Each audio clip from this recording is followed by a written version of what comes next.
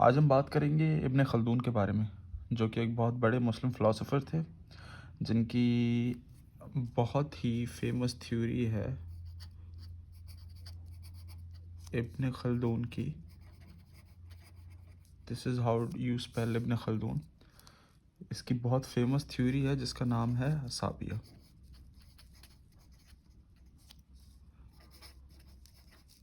अब असाबिया का मतलब क्या है? Group solidarity.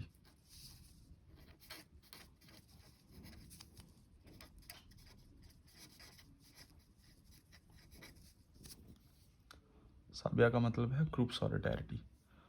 असाबिया जो थ्योरी है, इसमें बेसिकली इब्न खल्दून बताते हैं कि किस तरह एक ग्रुप ऑफ इंडिविजुअल्स मिलके जो है एक कामयाब और एक मज़बूत रियासत बनाते हैं। उसमें 3 फ़ेज़ेस का वो ज़िक्र करते हैं, जिसमें पहले होता है फर्स्ट फ़ेज़, उसके बाद होता है सेकंड फ़ेज़, उसके बाद होता है थर्ड फ़ेज़। प्रिसाइज़ली हम इसको समझने की कोशिश कर रहे हैं। इब्न खल्दून की थ्योरी ऑफ असाबिया, जिसका मतलब है group solidarity. First phase, second phase, third phase. Ibn Khaldun जो है ये किंग की काउंसिल होती थी, कोर्ट ऑफ किंग जिसे कहते हैं। कोर्ट ऑफ किंग में ये उसका पार्ट हुआ करते थे एक एडवाइज़र की हैसियत से। और इनका मानना ये था कि असाबिया जो है, ग्रुप सॉलिडैरिटी जो है, जितने लोग ज़्यादा साथ होंगे उतनी स्ट्रॉन्गर वो जो है वो रियासत होगी। ठीक है। अब ग्रुप सॉलिडैरिटी जो होती है वो बिटवीन पीपल होती है। वो किस वजह से होती है ग्रुप सॉलिडैरिटी? वो होती है on the basis of religion. मज़हब के बुनियाद पे लोग साथ हो सकते हैं, जैसे मज़हब इस्लाम के नाम पे, हिंदू मज़हब के नाम पे, क्रिश्चियनिटी के बुनियाद पे, या जिस तरह ज्यूज़ हैं साथ, इस तरह ग्रुप सॉलिडैरिटी मज़हब के नाम पे हो सकती है। लैंग्वेज की बुनियाद पे हो सकती है। ठीक है, लैंग्वेज की बुनियाद पे ग्रुप सॉलिडैरिटी हो सकती है। उसके बाद लैंड के बुनियाद पे हो सकती है, जिस तरह एशियंस हैं, अमेरिकन्स हैं, अफ्रीकन्स हैं, यूरोपियंस हैं। Group solidarity, they are together. उसके बाद कास्ट के बुनियाद पे हो सकती है। खैर ये आजकल इस सिस्टम को जो है वो डिस्करेज किया जाता है, कास्ट के बुनियाद पे जो ग्रुप सॉलिडैरिटी होती है। तो इब्न खल्दून कहते हैं जो रियासत कायम होती है, जो एक असाबिया होती है, वो ग्रुप सॉलिडैरिटी होती है, जो कि होती है या तो रिलीजन के बेसिस पे, या लोग मज़हब पे साथ होते हैं, या लोग ज़बान पे साथ होते हैं, या लोगों का किसी स्पेसिफिक लैंड से ताल्लुक़ होता है।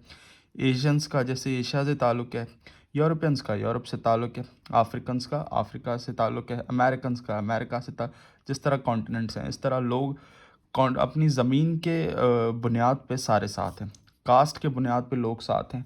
तो ग्रुप सॉलिडैरिटी होती है असाबिया। ठीक हो गया, जिसको इब्न खल्दून बताते हैं। अब वो बताते हैं उसके 3 फेजेस होते हैं असाबिया के। फर्स्ट फेज़, सेकंड फेज़ और थर्ड फेज़।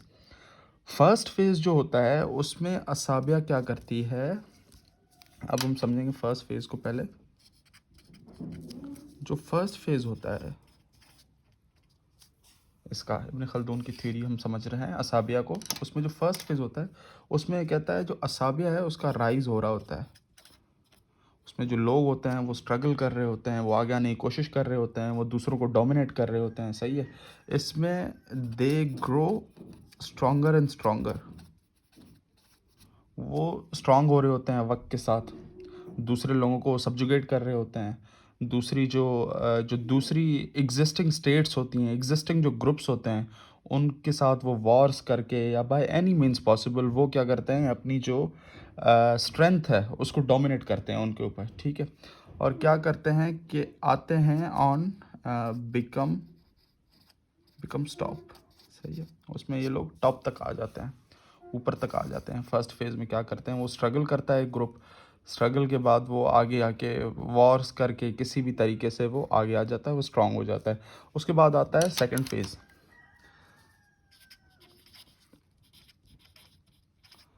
सेकंड फेज़ में क्या होता है, सेकंड फेज़ ऑफ असाबिया में ये होता है कि जो ग्रुप होता है उसकी एक जो माइट है वो स्टेब्लिश हो जाती है।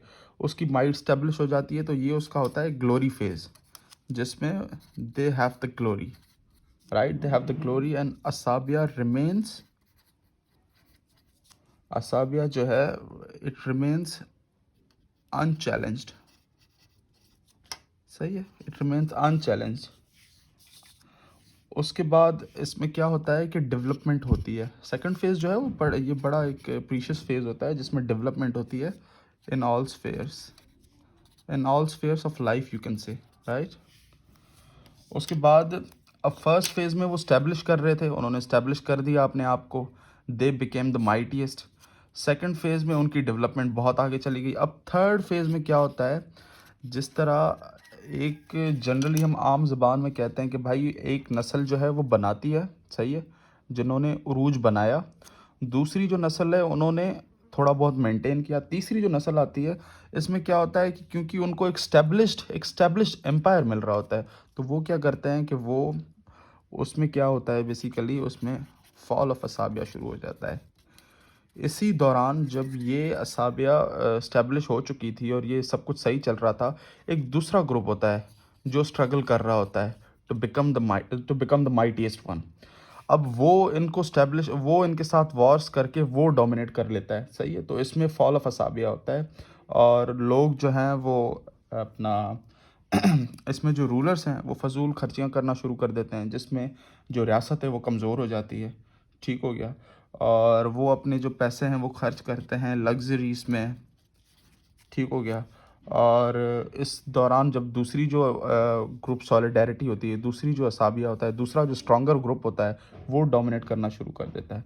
तो हमने क्या समझा कि इब्न खल्दून जो कि किंग की काउंसिल में होते हैं, ठीक है, कोर्ट में होते हैं, वो क्या करते हैं, थ्योरी देते हैं असाबिया की, जिसका मतलब है ग्रुप सॉलिडारिटी। इसका मतलब ये है बेसिकली कि जितने लोग ज़्यादा स्ट्रांग होंगे मज़हब के नाम पे, ज़मीन के नाम पे, उसके अलावा लैंग्वेज के नाम पे, कास्ट के नाम पे, तो उसमें क्या होगा कि वो they will be the strongest, ठीक हो गया।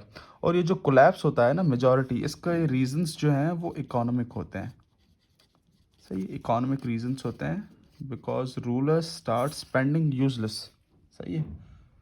उसके बाद क्या होता है, अच्छा इसमें एक और बड़ी इंपॉर्टेंट चीज़ है इब्न खल्दून जो प्रेडिक्ट करते हैं बेसिकली, वो ये है कि ये जो एक एक फेज़ है, first phase, second phase, third phase, Ibn Khaldun के हिसाब से एक फेज़ को जो है वो 40 साल लगते हैं, 40 ईयर्स, 40 ईयर्स।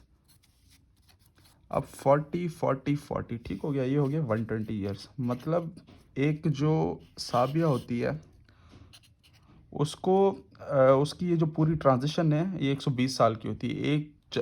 एक 40 साल में वो स्टैब्लिश कर रहे होते हैं, दूसरे 40 साल में वो क्या करते हैं कि वो स्टैब्लिश कर चुके होते हैं, तीसरे 40 साल में क्या होता है कि उनकी जो नेक्स्ट जनरेशन्स आ रही होती हैं वो फजूल खर्ची की वजह से उस स्टैब्लिश्ड एम्पायर को डुबो रही होती हैं।